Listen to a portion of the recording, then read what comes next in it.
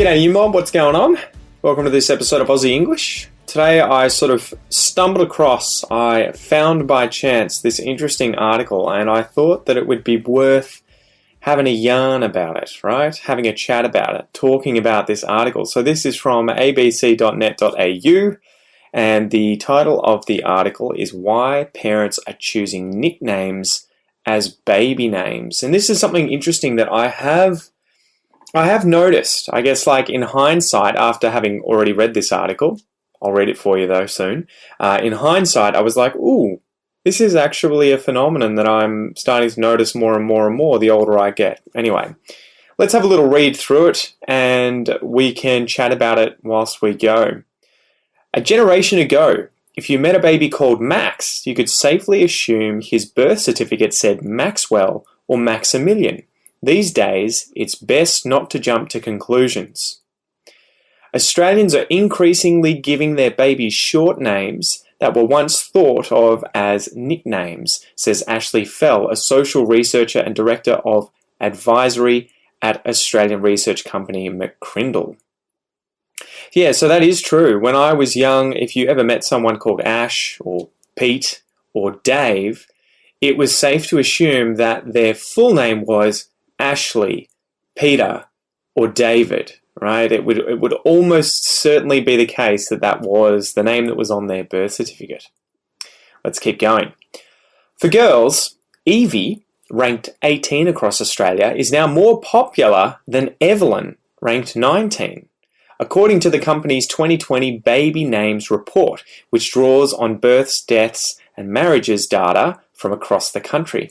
So it's interesting because you have Evie, the shortened nickname version of Evelyn that is now more popular than the original name from which Evie came.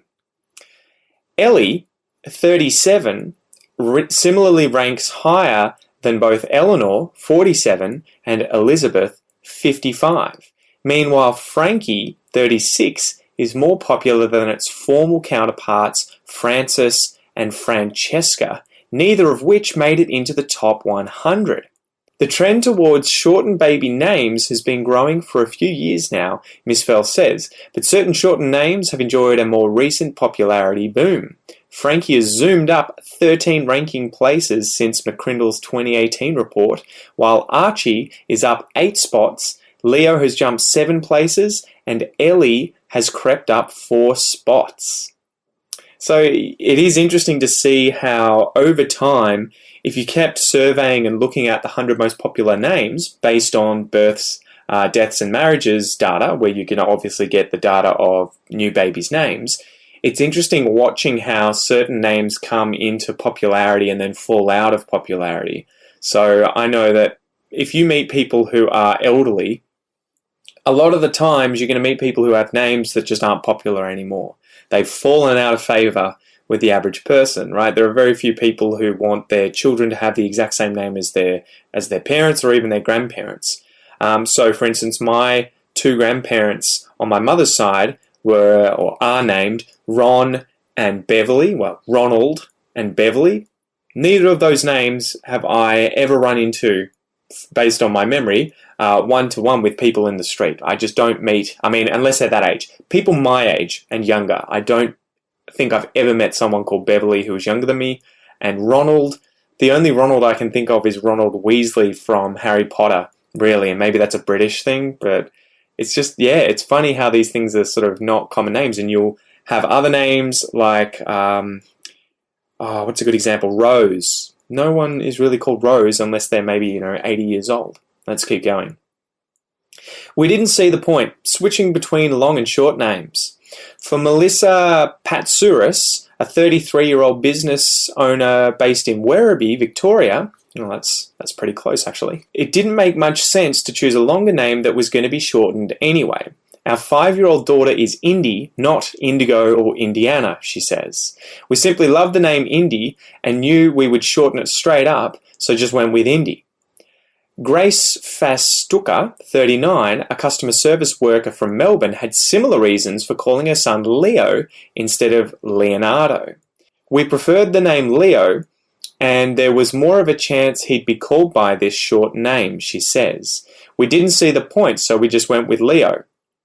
Now, this is really interesting. Thinking about it quickly, what is this going to have in terms of an effect on kids at school? Because I remember when I went to primary school, that was where I sort of first came into contact with, these social groups that would give each other nicknames. So you would get your surname as your nickname. My nickname used to be Smisso or Smisson, right? Instead of calling me Peter or Pete, they'd call me Smisson. Hey, Smisson, what are you up to, Smisson? Come over here, Smisson.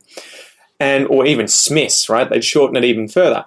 And Australia, as you guys probably know, has this tendency to make slang words or to give people shortened nicknames based on the full name being sort of chopped down to a shorter version. Hence, Pete instead of Peter, Dave instead of David, Ellie instead of Elizabeth. But what's going to happen once the parents have kind of taken this ability away from their children by already shortening their names to single syllables? So, you'll have this Leo or Dan or Max. What's going to happen at schools when kids want to give each other nicknames? This is going to be something that's interesting because you can't really shorten it any further, right? You can't really shorten it past being a single syllable. So that might be something interesting. You wonder, okay, so Australia has this history of shortening words and giving people shorter nicknames. Are we going to reverse that as a result of this generation giving their children shorter names that are already really short and can't be shortened further? Interesting. Daniela Foster, 31, is a nursing and midwifery student in Werribee who called her son Ellie rather than Elijah. It's probably Eli, to be fair. Eli instead of Elijah. Her decision was influenced by the fact she's been called Danny, a shortening of her official name, her entire life. I can't say I remember my mother ever calling me Daniela. Always Danny, even when in trouble, she says. Melissa drew on similar reasoning when naming Indy. My mum is Christina, but has always gone by Tina, and she has always said she wished her parents would have just called her Tina, she says. Switching between the initials T and C has been a headache for her mum when completing admin tasks such as cashing checks, Melissa adds. So that's interesting. Millennials like the distinctiveness of short names. Okay, so yeah, here we go. Maybe these new younger generation are actually really enjoying the fact that they have short names. Popping a zippy nickname onto your child's birth certificate, Billy rather than William or Freddie instead of Frederica, can also be a way of standing out from the crowd. Yeah, but probably only for so long, right? As soon as everyone starts doing it, you can't really stand out from the crowd. That's an approach that's appealing to millennials, many of whom grew up sharing a classroom with multiple Sarahs or Jessicas, explains Ms. Fell. That's true. I remember, I'm sure this is the case anywhere. There's a certain number of names that are very popular. You go to school and there almost always tends to be multiple children in the same classroom or same year level and definitely the same school with the same names, right? So maybe that is a reason why a lot of parents are giving their kids unique names.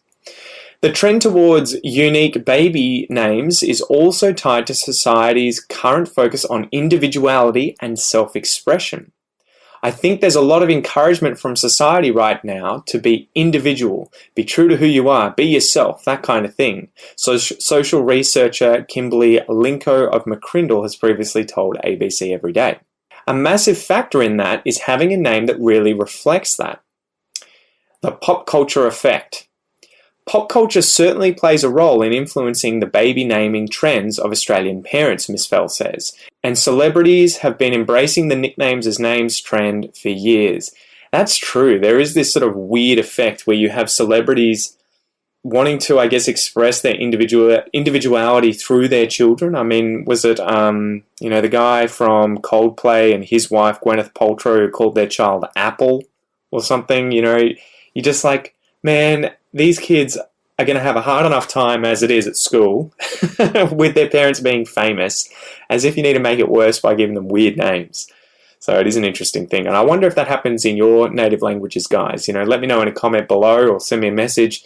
Do you have celebrities that call their children weird things that the average person would never call their child?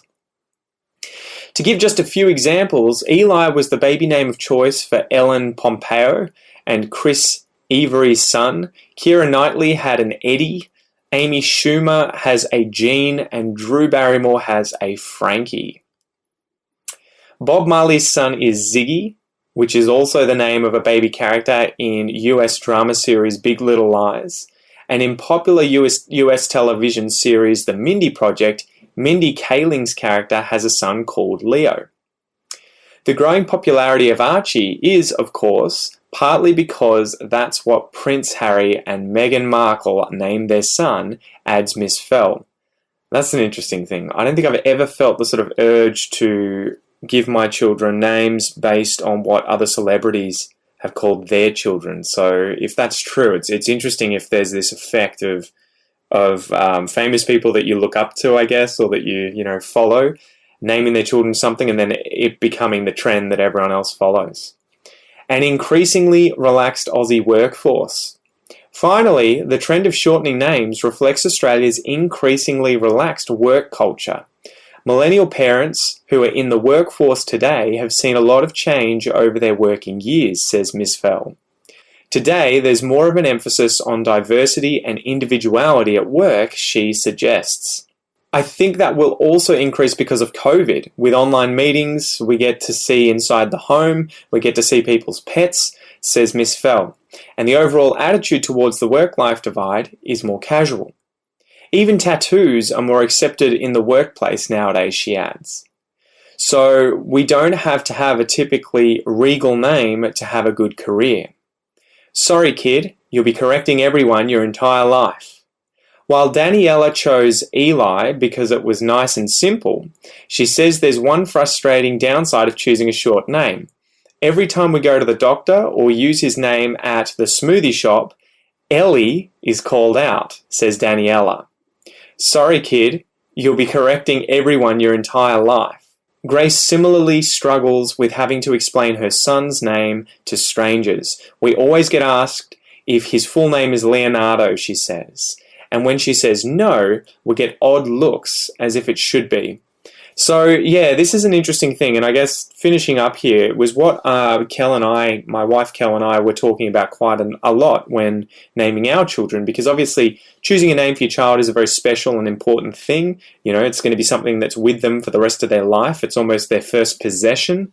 And so for us, we were trying to pick a name that didn't stick out, that was very common, because I remember being at school and growing up in Australia where a lot of kids that had weird names or things that weren't sort of, common used to get bullied and picked on a lot.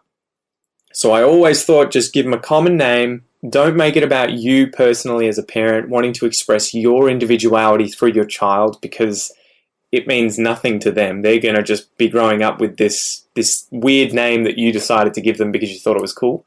I went to school with some kids that have very strange names that their parents had just created out of thin air. They just, I think, and hopefully they're never going to see this, but I think Andela, Shalil, and Talana were good examples where these were neighbours, lovely girls. The mum was lovely, but she had just created these out of thin air.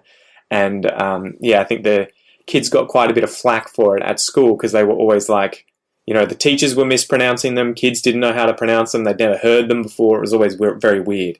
So anyway, long story short, my wife and I were sort of thinking about names and we're like, how do we pick things that are sort of common? Look up the most common names, find something you like.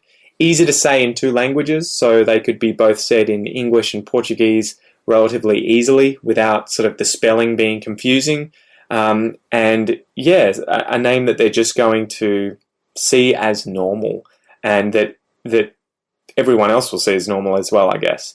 But yeah, obviously this is the kind of thing that is very personal. I'd love to know you guys and what you think. Is this trend something you're noticing? What do you think you'll call your children? Will it be something very, very Anglo, like this kind of thing in Australia? If you are migrants who've come to Australia, will you use names that are from your own home country? Will you try and find a blend where a name from your home country or language sounds similar to one in English and they can kind of use both?